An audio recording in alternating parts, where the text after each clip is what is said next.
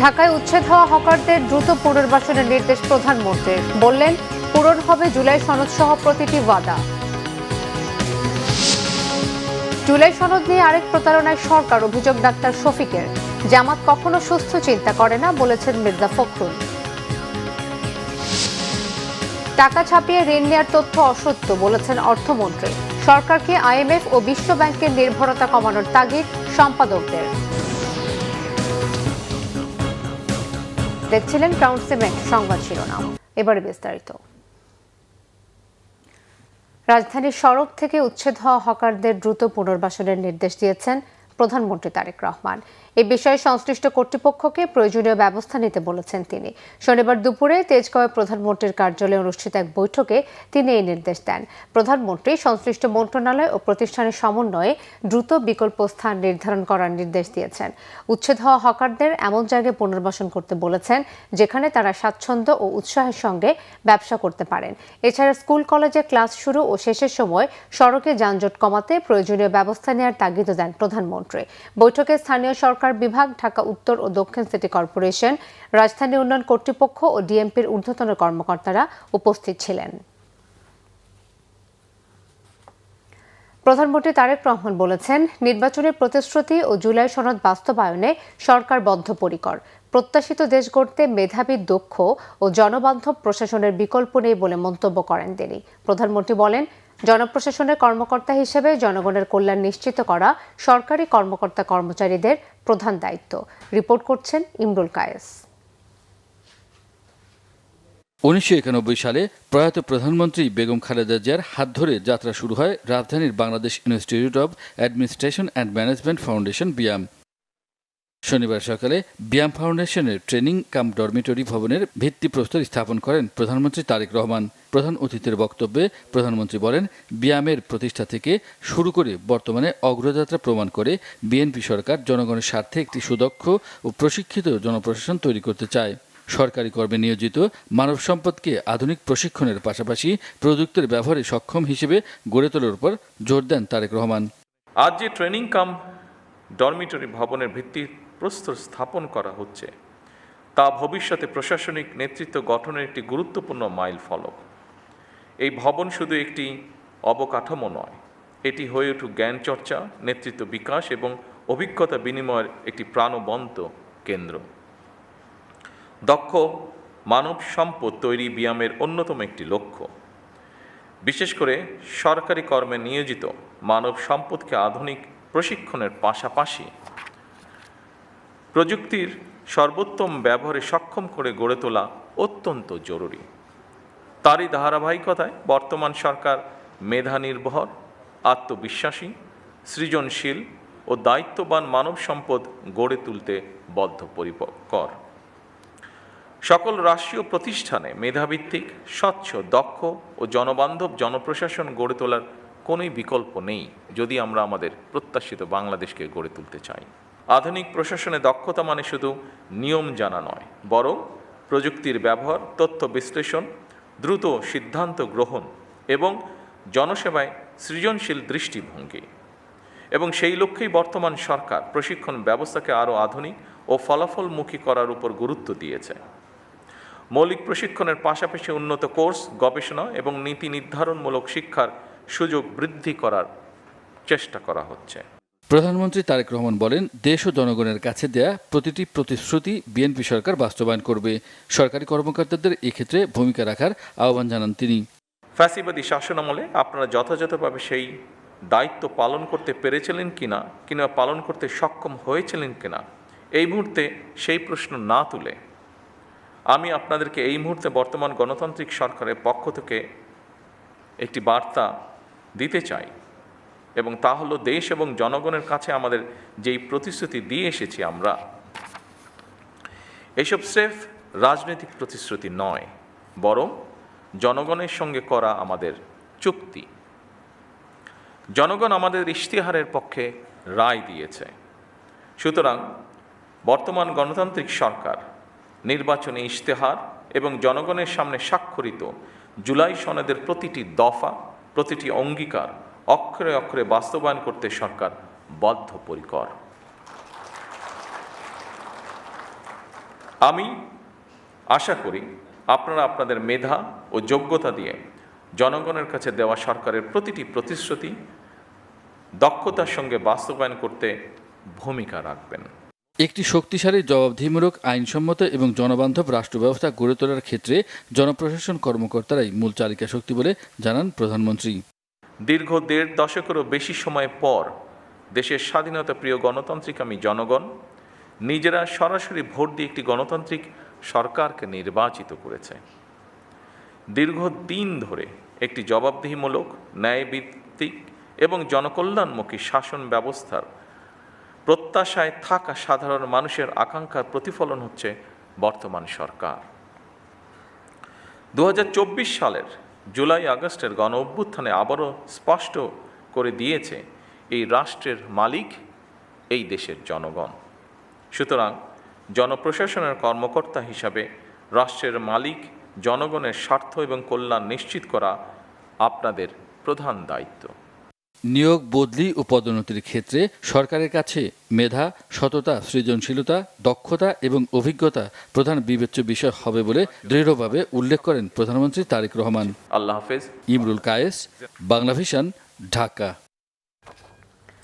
সংসদে ও রাজপথে তীব্র আন্দোলনে গণভোটের রায় বাস্তবায়নের হুঁশিয়ারি দিয়েছেন বিরোধী দলীয় নেতা ও জামাত আমির ডাক্তার শফিকুর রহমান। জুলাই সনদ বাস্তবায়ন ছাড়া ঘরে না ফেরার অঙ্গীকারও করেন তিনি। বিরোধী দলীয় চিফ হুইপ ও এনসিপির আহ্বায়ক নাহিদ ইসলাম বলেছেন, বিএনপি আওয়ামী লীগ হয়ে ফিরতে চাইলে রুখে দেবে 11 দল। ওমর ফারুকের রিপোর্ট। গণভোটের রায় বাস্তবায়নের দাবিতে জুলাই শহীদ পরিবার ও আহতদের নিয়ে সোহরাওয়ার্দী উদ্যানে জাতীয় সমাবেশ বাংলাদেশ জামায়াত ইসলামীর। ক্ষমতায় এসে বিএনপি জুলাইকে ভুলে গেছে বলে অভিযোগ করেন শহীদ পরিবারের সদস্য ও জুলাই যোদ্ধারা। অত্যন্ত পরিতাপের বিষয়, আজকের এই সরকার, আজকের এদেশের এই রাজনীতিবিদরা সেই কঠিন সময়কে তারা এত দ্রুত ভুলে গেছে। 70% জনগণের গণরায়কে অবিলম্বে বাস্তবায়ন করুন। এই মহান সংসদে আমার কথা, আমাদের কথা, আমার মা, একজন মায়ের কথা তাদেরকে শুনতে হবে। 11 দলের শীর্ষ নেতারা বলেন, বিএনপির জুলাই সনদ অক্ষরে অক্ষরে বাস্তবায়নের কথা জাতির সাথে আরেক প্রতারণা। দাবি আদায় হুঁশিয়ারি দেন 64 জেলায় গণ আন্দোলনের। নিজে বলেছেন অক্ষরে অক্ষরে পালন করা হবে, সুতরাং এগুলি পালন করে জাতীয় সমস্যাগুলি কিভাবে সমাধান করবেন, সুশাসন কিভাবে প্রতিষ্ঠা করবেন, দেশে কিভাবে শান্তি আসবে, এই বিষয়গুলি নিয়ে চিন্তা ভাবনা করেন। বিরোধী দলীয় চিফ হুইপ ও এনসিপির আহ্বায়ক নাহিদ ইসলাম বলেন, বিএনপির মতো মাত্র 2 মাসের মধ্যে এত অজনপ্রিয় সরকার বাংলাদেশে আর দেখা যায়নি। বিএনপি যদি আওয়ামী লীগের পথে, পুরনো স্বৈরাচারের পথে এই দেশকে এগিয়ে নিয়ে যেতে চায়, তাহলে বাংলাদেশের জনগণ আবারও রুখে দাঁড়াবে, বাংলাদেশের তরুণ সমাজ আবারও রুখে দাঁড়াবে, বাংলাদেশের জুলাই গণঅভ্যুত্থানে অংশগ্রহণকারী প্রত্যেকটি ছাত্র জনতা আবারও রাজপথে দাঁড়াতে বাধ্য হবে। গণভোটের রায় বাস্তবায়ন না হওয়া পর্যন্ত দেশ স্বৈরাচার মুক্ত হবে না বলে মন্তব্য করেন জামায়াতের আমির ডাক্তার শফিকুর রহমান। এ বাংলাদেশ আমরা চাই না, আমরা পরিবর্তনের বাংলাদেশ চাই। যেই বাংলাদেশে শিশু যখন ঘর থেকে বের হবে, কিশোর যখন বের হবে, যুবক যুবতীরা বের হবে, আমার মা বোনেরা বের হবে, তখন কারো বুক দরু দরু করে কাঁপবে না। তারা নিরাপত্তার সাথে বের হবে, কাজ শেষ করে আবার নিরাপত্তার সাথে করে বসবে। আমরা ওই বাংলাদেশ চাই। আমরা শিক্ষা প্রতিষ্ঠানে আমাদের সন্তানদের হাতে দাকিরিস কুড়াল দেখতে চাই না। শিক্ষা প্রতিষ্ঠানে অস্থিরতা বন্ধে সরকারকে আহ্বান জানান বিরোধী দলীয় নেতা। ওমর ফারুক, বাংলা ভিশন, ঢাকা।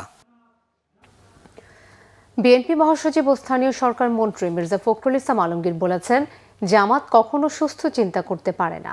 দেশে আবার বিভেদ ও ধূম্রজাল সৃষ্টি করা হচ্ছে। নির্বাচনে ইঞ্জিনিয়ারিং করে বিএনপি ক্ষমতায় এসেছে। জামাত আমিরের এমন বক্তব্য প্রত্যাখ্যান করে তিনি বলেন, সম্পূর্ণ নিরপেক্ষ নির্বাচনের মধ্য দিয়ে বিএনপি সরকার গঠন করেছে। আরো জানাচ্ছেন গ্যালমান শফি। মহান মে দিবস উদযাপন নিয়ে রাজধানীর নয়াপল্টনে দলের প্রধান কার্যালয়ে যৌথ সভা করে বিএনপি। যৌথ সভা শেষে বিএনপি মহাসচিব মির্জা ফখরুল ইসলাম আলমগীর এক প্রেস ব্রিফিংয়ে অভিযোগ করেন, একটি শক্তি দেশের স্থিতিশীলতা নষ্ট করার জন্য নির্বাচনের আগে থেকেই চেষ্টা করছে। নির্বাচনে ব্যর্থ হয়ে ওই শক্তি আবারও মাথাচাড়া দিয়ে উঠেছে। জামাত ইসলামের আমির তিনি বলছেন যে বিএনপি ইঞ্জিনিয়ারিং করে ক্ষমতায় এসেছে। আমি এটা তীব্র নিন্দা জানাচ্ছি, প্রতিবাদ জানাচ্ছি, এবং তিনি বা তার দল যে কখনোই সুস্থভাবে চিন্তা করেন না তার প্রমাণিত হয়েছে। বিএনপির বিভিন্ন কর্মকাণ্ডের উপরে বিভিন্নভাবে আপনার প্রচেষ্টা চালানো হচ্ছে ওই শক্তিটির পক্ষ থেকেই, একটা আবার ধূম্রজাল সৃষ্টি করা, আবার একটা বিভেদ সৃষ্টি করা। তাদের যে অতীত ইতিহাস, সেই ইতিহাস আমরা সবাই খুব ভালো করে জানি। সেই কারণেই সমগ্র জাতি অত্যন্ত সচেতনভাবে তাদেরকে প্রত্যাখ্যান করেছে, এবং আগামীতে যেন পুরোপুরি তাদেরকে নির্মূল করা যায় রাজনৈতিকভাবে, সেইভাবে আমাদেরকে কাজ করতে হবে। 1 মে উপলক্ষে দলের কেন্দ্রীয় কার্যালয়ের সামনে শ্রমিক দলের সমাবেশের কথা জানান মহাসচিব মির্জা ফখরুল। 1 মের যে সমাবেশটি এখানে অনুষ্ঠিত হবে আমাদের পার্টি অফিসের সামনে, এই সমাবেশে প্রধান অতিথি হিসেবে উপস্থিত থাকবেন আমাদের দলের চেয়ারম্যান এবং বর্তমানে বাংলাদেশের সবচেয়ে জননন্দিত প্রধানমন্ত্রী জনাব তারেক রহমান। সুতরাং এই সভাটিকে সফল করার জন্যে আমরা দলের পক্ষ থেকে সর্বাত্মক প্রচেষ্টা গ্রহণ করেছি। আমরা ঢাকাতে এই দিবসটিকে একটা উৎসবের দিন এবং একই সঙ্গে রাজনৈতিক শপথ গ্রহণ করবার দিন হিসেবে আমরা এটাকে নিতে চাই।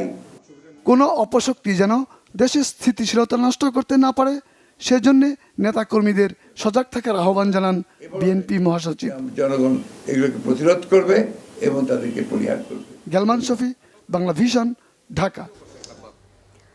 রাজধানী সহ সারা দেশে হামে আক্রান্ত রোগীর সংখ্যা বেড়েই চলছে। শিশুদের চিকিৎসা দিতে হিমশিম খাচ্ছে হাম ডেডিকেটেড হাসপাতালগুলো। স্বাস্থ্য অধিদপ্তর জানিয়েছে 24 ঘন্টায় হাম ও উপসর্গ নিয়ে 11 শিশুর মৃত্যু হয়েছে। আরও জানাচ্ছেন সৈকত সাদিক। দেশে 64 জেলার মধ্যে 58 জেলায় ছড়িয়ে পড়েছে হামের সংক্রমণ। দেশ জুড়ে বিস্তৃত হওয়ায় এই রোগে মৃত্যুর সংখ্যাও বাড়ছে। বিপুল সংখ্যক শিশু আক্রান্ত, টিকার অভাবে রোগ প্রতিরোধের ঘাটতি এবং হামের মৃত্যুর ঘটনায় সম্প্রতি বিশ্ব স্বাস্থ্য সংস্থা বাংলাদেশকে উচ্চ ঝুঁকিপূর্ণ বলে মূল্যায়ন করেছে। শনিবারের স্বাস্থ্য অধিদপ্তরের তথ্য অনুযায়ী গেল 24 ঘন্টায় মারা গেছে 11 শিশু। প্রতিদিন শত শত শিশু নতুন করে আক্রান্ত হচ্ছে। জ্বর, কাশি, পাতলা পায়খানা, নিউমোনিয়া ও শরীরে লালচে দাগ সহ হামের নানা উপসর্গ নিয়ে শিশুরা ভর্তি হচ্ছে রাজধানীর হাসপাতালগুলোতে। জ্বরের 4 দিনের পরে হাম উঠছে, ডাক্তার দেখাইছি প্রাইভেটভাবে, বলছে যে হামের লক্ষণ, পরে বলছে যে এখানে নিয়ে আসতে। প্রথমে জ্বর ছিল, তারপর জ্বরের পরে ঠান্ডা, কাশি, তারপর পাতলা পায়খানা। এই রোগটা আসলে একটা বাচ্চারে এমন অবনতির দিকে নিয়ে যায় যেটা মানে খুবই ভয়ঙ্কর। একটা বাবা হিসাবে এটা সহ্য করা সম্ভব না। স্থানীয় চিকিৎসক, বেসরকারি হাসপাতাল কিংবা সদর হাসপাতাল নানা জায়গায় চিকিৎসা নেওয়ার পর সুস্থ না হওয়ায় স্বজনরা অবশেষে ছুটে আসছেন রাজধানীতে। অনেকটি হাসপাতালে গিয়েছিলাম, ভর্তি নেয় না বলে, সিট খালি নেই। মগবাজারে ছিলাম 2 দিন, মুগদাতে ছিলাম 1 দিন, পরের দিন সকালবেলা এসে উঠছে, পরে এনে নিয়ে আসছে। রাজধানীতে মহাখালী ডিএনসিসি হাম ডেডিকেটেড হাসপাতালে রোগীর চাপ অনেক বেশি। এই হাসপাতালে এখন 450-এর বেশি হামে আক্রান্ত শিশু চিকিৎসা নিচ্ছে। আমরা এখনো প্রচুর রেফার করা রোগী পাচ্ছি। আমাদের রোগীর চাপ গত শুরু থেকে এই পর্যন্ত গ্র্যাজুয়ালি বাড়ছে। আমাদের রোগীর চাপ কখনো কমেনি। আমার হসপিটালের সামনে একটা বড়সড় ধরনের জ্যাম অফিস ডেতে, অফিস সময়ে সবসময় লেগেই থাকে। তা এখানে হামের রোগীরা যখন দূর দূরান্ত থেকে আসেন, তখন ওনারা এই জ্যামের মধ্যে অনেকেই আটকে থাকেন এবং তাতে রোগীদের কিছু ভোগান্তি হয়। এবং ডাক্তাররাও যখন জরুরি কলে আসেন, অন কলে আসেন, রোগী দেখতে অ্যাটেন্ড করতে আসেন, সেই ক্ষেত্রে এই জ্যামের কারণে অনেক সময় ডাক্তার এবং রোগী দুই দলেরই একটু ভোগান্তি হয়। কয়েকদিনের চিকিৎসা অনেক শিশু হাসপাতাল থেকে সুস্থ হয়ে বাড়ি ফেরেন। তবে যথাসময় টিকা না পাওয়া, পুষ্টির অভাবেও শিশুরা হামে আক্রান্ত হচ্ছে বলে মনে করছেন চিকিৎসকরা। সৈকত সাদিক, বাংলা ভিশন, ঢাকা। সরকার বাংলাদেশ ব্যাংকের টাকা ছাপিয়ে 20,000 কোটি টাকা ঋণ নিয়েছে, এমন তথ্য সঠিক নয় বলে দাবি করেছেন অর্থমন্ত্রী আমির খসরু মাহমুদ চৌধুরী। উল্টো বিএনপি সরকার অন্তর্বর্তী সরকারের রেখে যাওয়া ঋণ পরিশোধ করছে বলেও জানান অর্থমন্ত্রী। মন্ত্রী দাবি করেন তার সরকার গর্তে পড়া অর্থনীতি পুনরুদ্ধারে সংগ্রাম করছে। আগামী বাজেটে শিক্ষা ও স্বাস্থ্য খাতে বরাদ্দ বাড়ানোর আশ্বাস দেন অর্থমন্ত্রী। আরও জানাচ্ছেন জিয়াউল হক সবুজ। শনিবার সচিবালয়ে বিভিন্ন গণমাধ্যমের সম্পাদক ও বার্তা প্রধানদের সাথে প্রাক বাজেট আলোচনার আয়োজন করে অর্থ মন্ত্রণালয়। বৈঠকে বিভিন্ন চ্যানেলের বার্তা প্রধানরা টেলিভিশনের আর্থিক সুরক্ষায় দেশে থাকা প্রায় 4 কোটি কেবল সংযোগের গ্রাহককে শৃঙ্খলায় আনতে স্বয়ংক্রিয় পদ্ধতি চালুর প্রস্তাব দেন। অন্য সম্পাদকরাও পাচার হওয়া অর্থ ফেরত আনা ও খাদ্য নিরাপত্তা নিশ্চিতে সার সংকট কাটিয়ে ওঠার পরামর্শ দেন। বাজেট বাস্তবায়নে সরকারকে IMF কিংবা বিশ্বব্যাংকের নির্ভরশীলতা দূর করার তাগিদও দেন তারা। পলিটিক্যাল ডিপ্লোমেসি করে ওনলি অ্যান্সার আমার মাননীয় অর্থমন্ত্রী এটা যদি উদ্যোগ নেন এটা সরাসরি IMF ওয়ার্ল্ড ব্যাংক সরকার করে এই মুহূর্তে অনুষ্ঠানে অর্থমন্ত্রী জানান সরকার টাকা ছাপিয়ে ঋণ নেয়ার নীতির বিরুদ্ধে। এ বিষয়ে প্রকাশিত তথ্য সঠিক নয় বলে দাবি করেন তিনি।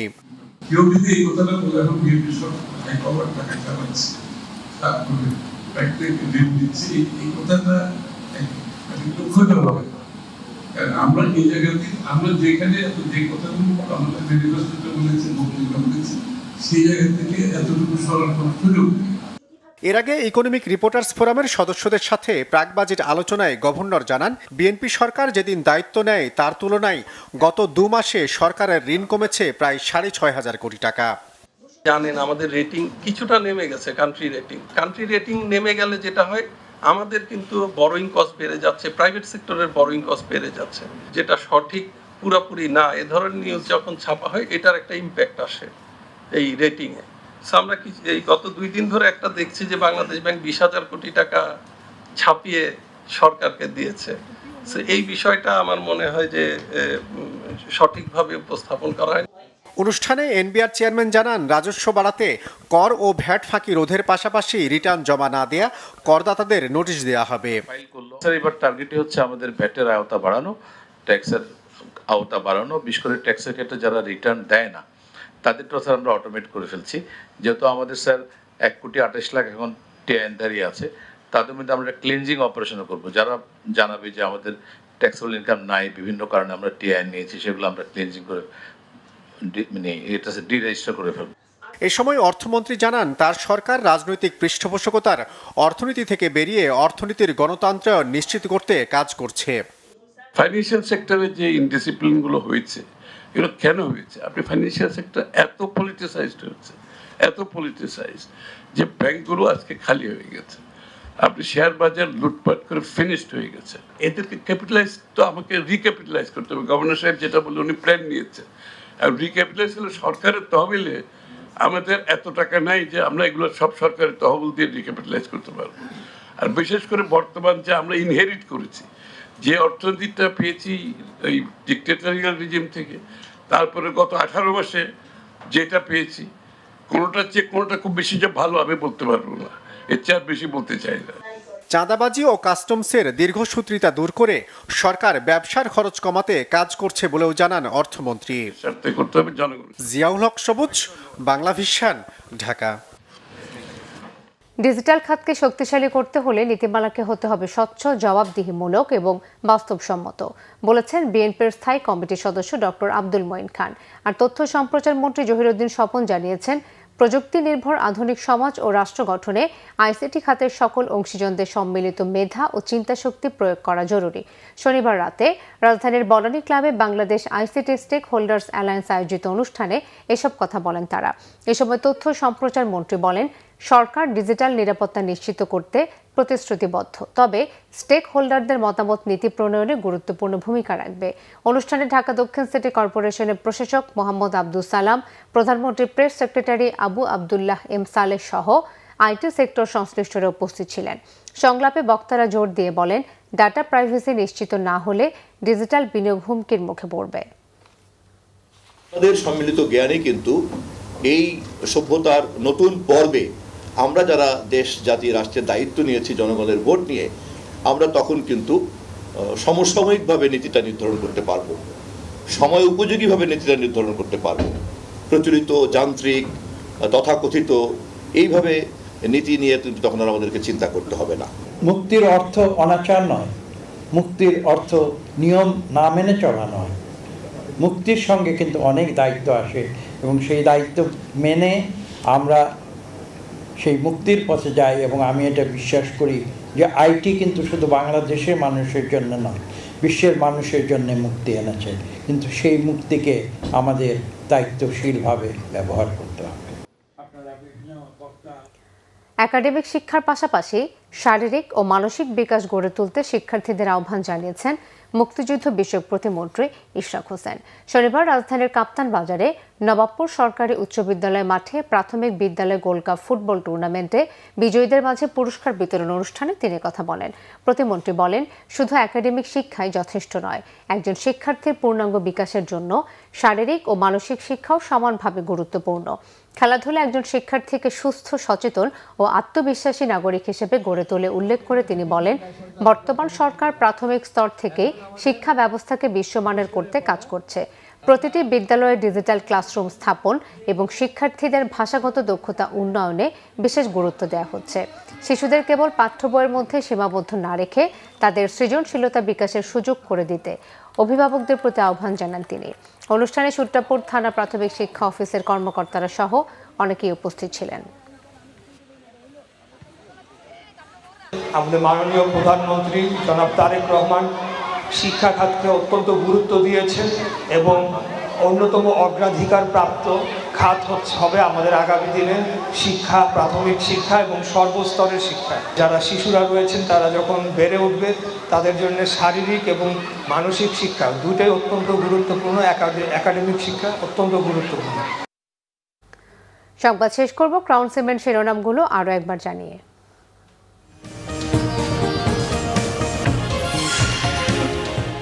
ঢাকায় উচ্ছেদ হওয়া হকারদের দ্রুত পুনর্বাসনের নির্দেশ প্রধানমন্ত্রীর, বললেন পূরণ হবে জুলাই সনদ সহ প্রতিটি ওয়াদা। জুলাই সনদ নিয়ে আরেক প্রতারণায় সরকার, অভিযোগ ডাক্তার শফিকের। জামাত কখনো সুস্থ চিন্তা করে না, বলেছেন মির্জা ফখরুল। টাকা ছাপিয়ে ঋণ নেয়ার তথ্য অসত্য, বলেছেন অর্থমন্ত্রী। সরকারকে আইএমএফ ও বিশ্বব্যাংকের নির্ভরতা কমানোর তাগিদ সম্পাদকদের। এই ছিল এখনকার মতো। পরের সংবাদ সকাল 7:30টায় দেখার আমন্ত্রণ রইল। এছাড়া বাংলা ভিশন সংবাদ ও সংবাদ সংশ্লিষ্ট অনুষ্ঠান দেখতে ভিজিট করুন www.bvnews24.com ও facebook.com/banglavisionnews এবং সাবস্ক্রাইব করুন youtube.com/banglavisionnews।